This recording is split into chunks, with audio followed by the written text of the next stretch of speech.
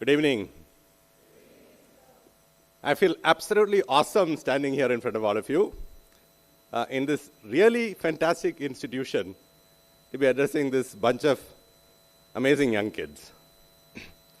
My wife might tell you that in these awesome moments, I usually tear up a little bit. And I look at all these wonderful, energetic, eager faces. I'm about to tear up, but don't worry, I won't.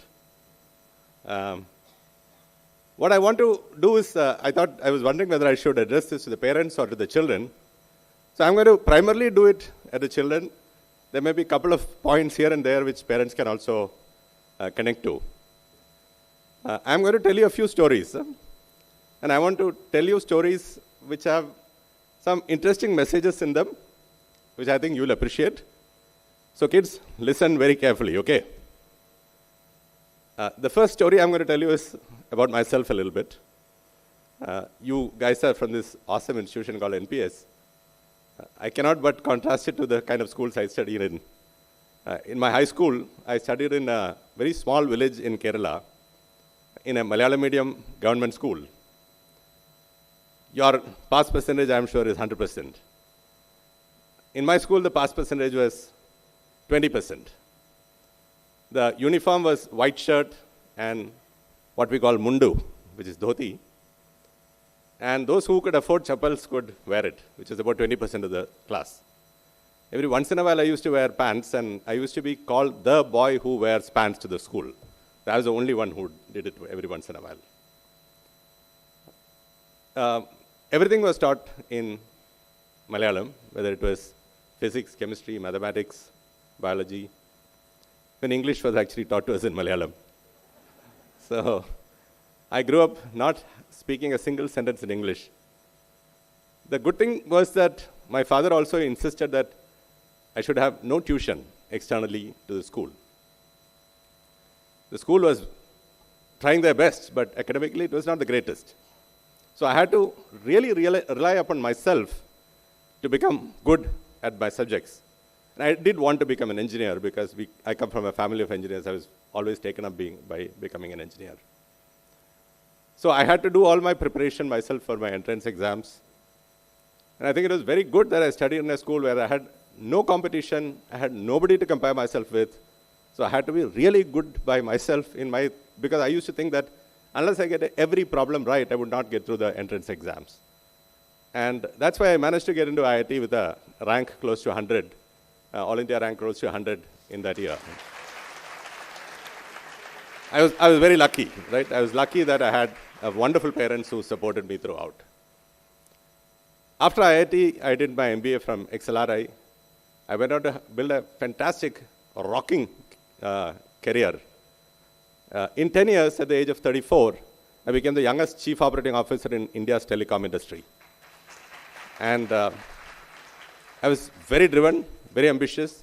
I always had a purpose in mind. One was that at that point in time, it was to become as rich as possible, as early as possible, and to become the global CEO of a Fortune 500 company by the age of 45. Seemed very easy to do that.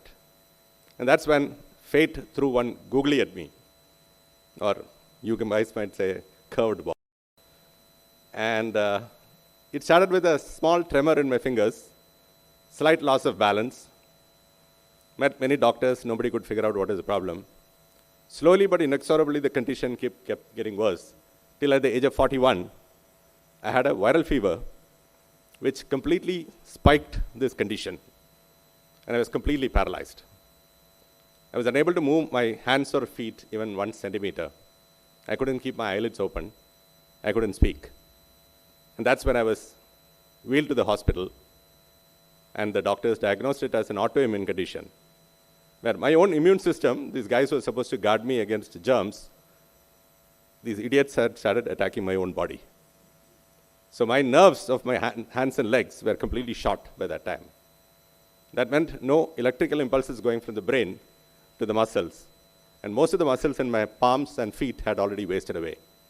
Once muscles completely waste away, they never come back. But the doctor put me on a medication. It was 36 bottles of intravenous drugs called IVIG. At the end of 6 days, I was feeling much better. And I thought I had conquered it, as it was behind me. could go ahead and try to become as rich as possible again as soon as possible. Well, in 45 days, the condition came back. Again, I had to go to the hospital. And then the doctor said that this condition, medicine is not a permanent cure. So I had to go on steroids, which had tremendous amount of side effects. My condition was sort of being staved off by the steroids, but it was never okay. I would keep tripping and falling every once in a while. I used to find it incredibly difficult to pick up a pen or a spoon or a fork with my hands. I couldn't type. And putting up the 6 buttons of my shirt used to take 90 minutes. It was an incredibly difficult time in life. But I did tell myself that, come what may, any room I enter into, I would make that room slightly happier because I'm there. Increase the happiness quotient in the room. So I would crack some stupid jokes and everybody would laugh. And positivity has an incredible rebounding effect. If you're positive, it reflects back on the others because they are slightly more positive, they are laughing. Reflects back on you, you feel a little better, and goes back to them. So it's a virtuous cycle of positivity.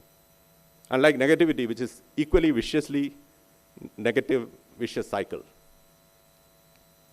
I also told myself that I would take on as much responsibility as I can because I would feel that I am contributing something.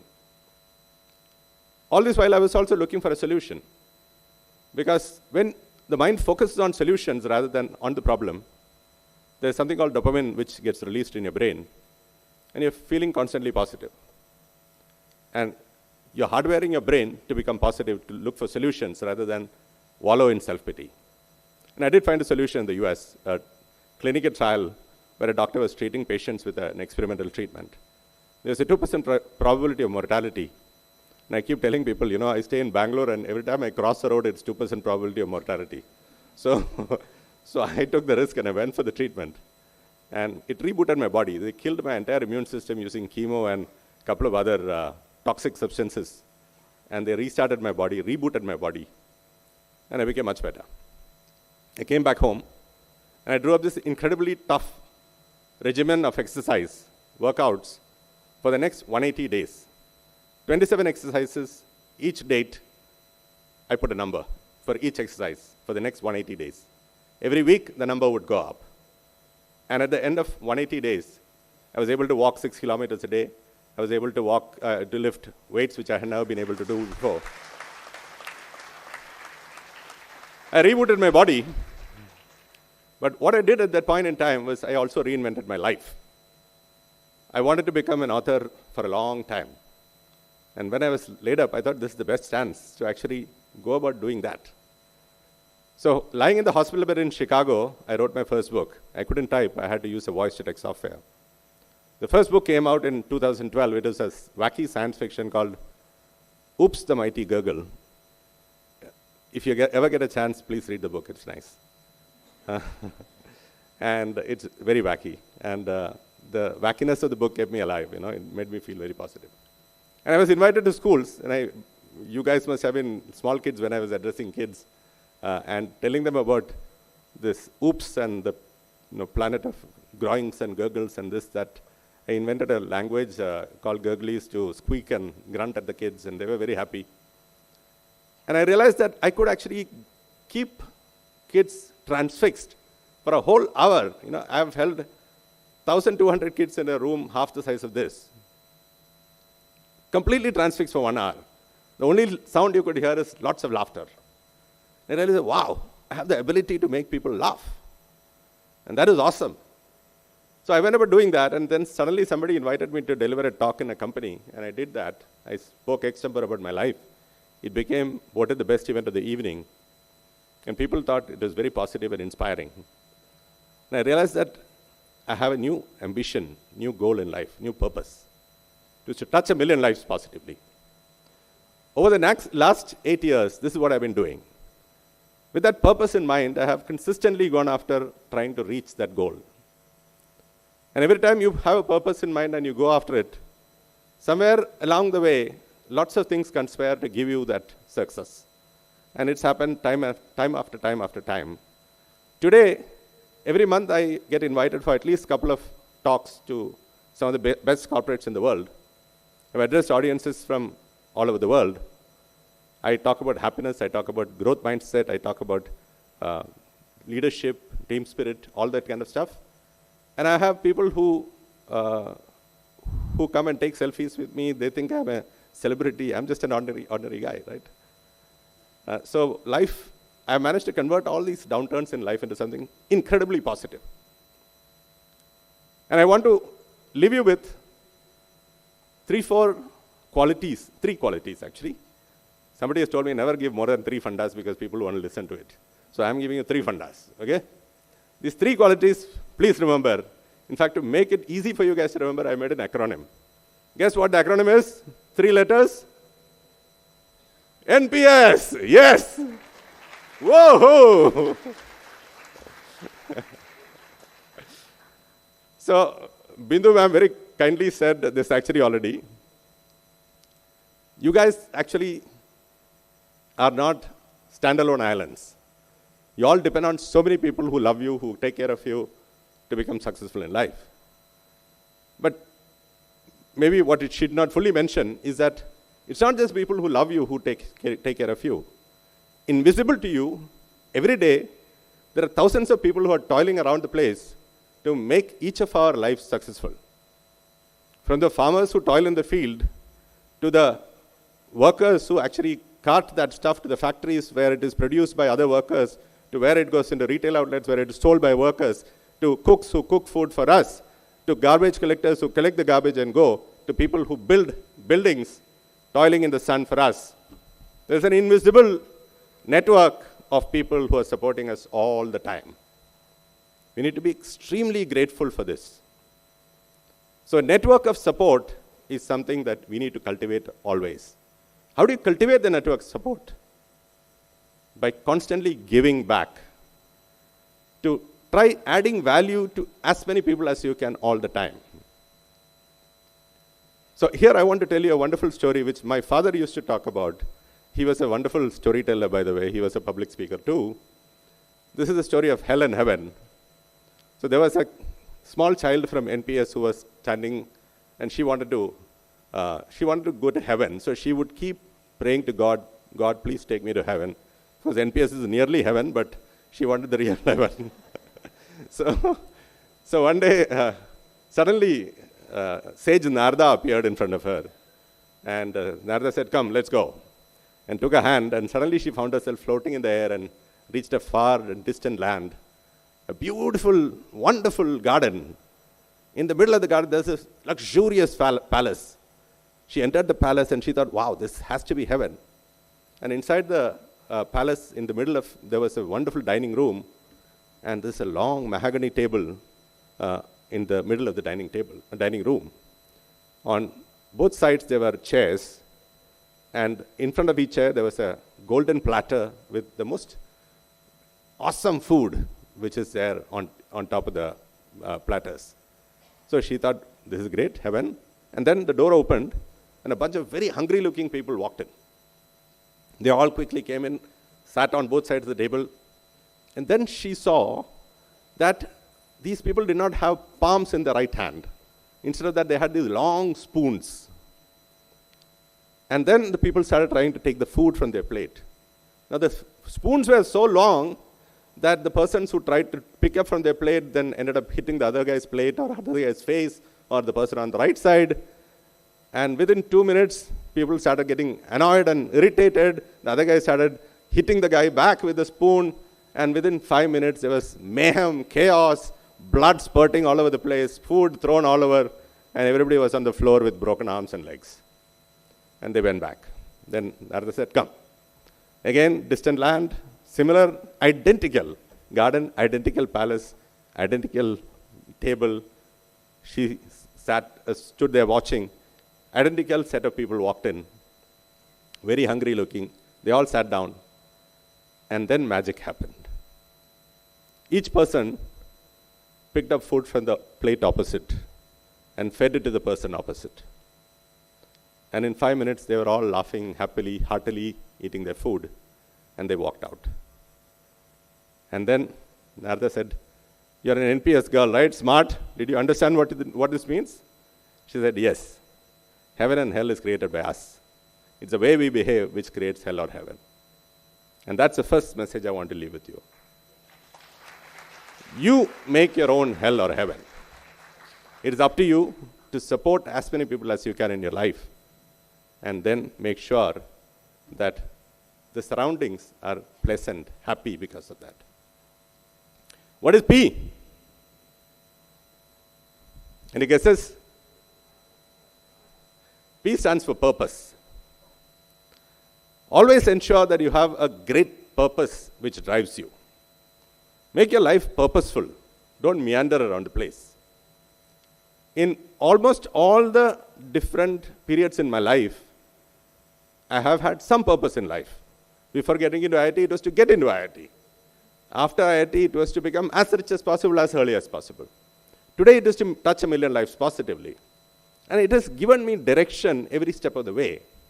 If there is a purpose, you will know exactly what to do the next day, which will take you slightly closer to the purpose. In IIT, I got confused. And I ended up failing in so many courses that I could not complete IIT in 4 years. I was nearly thrown out of IIT.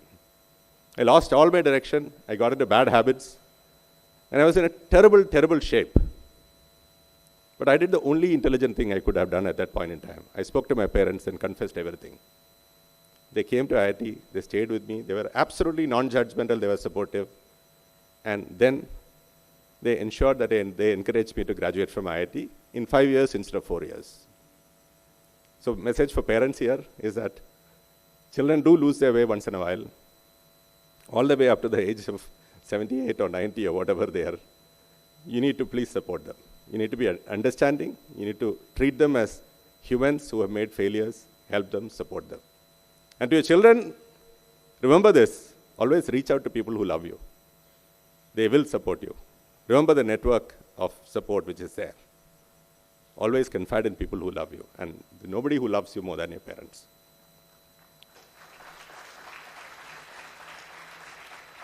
The last one, S. S is a very simple thing. It's smile. Right? In life, we will go through difficulties. We will go through tough times. The ability to make light of a situation, to be able to generate something nice at every point in time by touching somebody's life positively, having a chuckle with somebody, cracking a joke, smiling at a stranger. These are things which will make you feel positive. This is a vaccine, by the way. If you do this regularly, you will not go down in life. When difficulties hit you, you will be positive already. If you proactively are helping people laugh. For me, life which has been purposeful has really helped me. My next aim is to actually change the world. And I realized that I need to change the next generation of kids to become more positive to do that. There's no way I can reach out to millions of kids. But what I can do is I can help parents become more positive, to help children become more positive, to give them parenting tips and abilities to do that. Last 4 years I spent actually in deeply researching child psychology. I enrolled for a course, a diploma in child psychology. I have done extensive research on positive psychology and child psychology. And today, I want to change the world. So that's the kind of purpose you should pick up. Remember, when you pick up a purpose, always make it about how you can add value to the world or to others. There was a time when I was thinking of adding value to myself, how much money I can make. But what purpose I have today is far more empowering and far more wonderful. It makes me feel that I'm the happiest person I have ever met in my life. So I want all of you, when you come back for your alumni meet, to say that we are the happiest people we have met in our lives. Thank you so much. Wish you all the very best.